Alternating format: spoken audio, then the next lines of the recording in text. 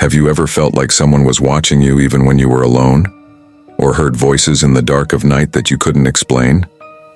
What if I told you that some things are not meant to be explained? Right now, I'll tell you a true story based on a true story. There was a quiet town nestled in the hills, a place where everyone knew each other. On the edge of this town, there was an old house. It had been abandoned for years, yet no one dared to go near it. Some said it was because of strange noises coming from inside at night. Others said the shadows seemed to move of their own accord. But one night, a curious young woman named Emily decided to go inside. Emily had heard rumors about the house being cursed, about people disappearing, but she was skeptical. She didn't believe in ghosts or curses. So, one cold autumn evening, with only her flashlight and camera, she walked through the main door. The air inside was thick, stale, as if it hadn't been disturbed in years. As she moved deeper into the house, the floorboards creaked beneath her feet, almost as if the house were alive, groaning with pain. At first, it was nothing but silence. But then, Emily heard a soft whisper. At first, she thought it was just the wind, but the whisper seemed to be calling Emily's name. She heard another whisper, this time louder. Emily was called.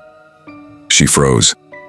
She turned her flashlight in every direction, her heart pounding in her chest. Then suddenly the shadows seemed to stretch and change, as if something was moving inside them.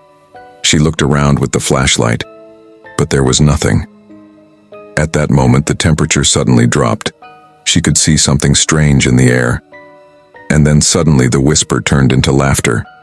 It was a low, mocking laugh, as if someone was playing with her. A moment later, the door to the room suddenly closed with a bang. It made the walls of the house shake. Emily turned around, her body frozen in fear. But it was too late now. She was no longer alone, but it seemed that a strange ghost or spirit was with her. From the corner of her eyes, Emily could see the shadows moving, biting, as if something was mocking her. Her flashlight suddenly started blinking rapidly and throwing irregular beams of light on the walls. And then, in a flash, everything went black. The whole house went dark, and at the same time she felt a cold, sticky breath on the back of her neck. It started to tell her, "You shouldn't have come." Emily started screaming. In panic, Emily turned and started running, but as the house moved according to the ghost's instructions, its walls closed in. It seemed that something was hidden in the darkness in every corner of the house.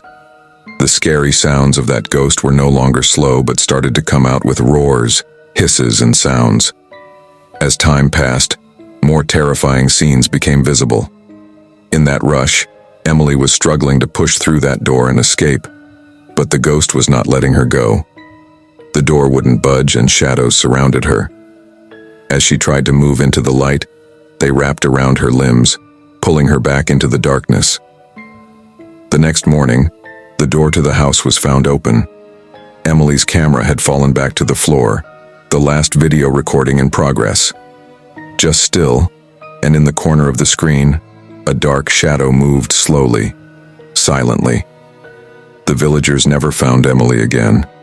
But some say that if you listen carefully at night, you can still hear her voice from the darkness of that old house.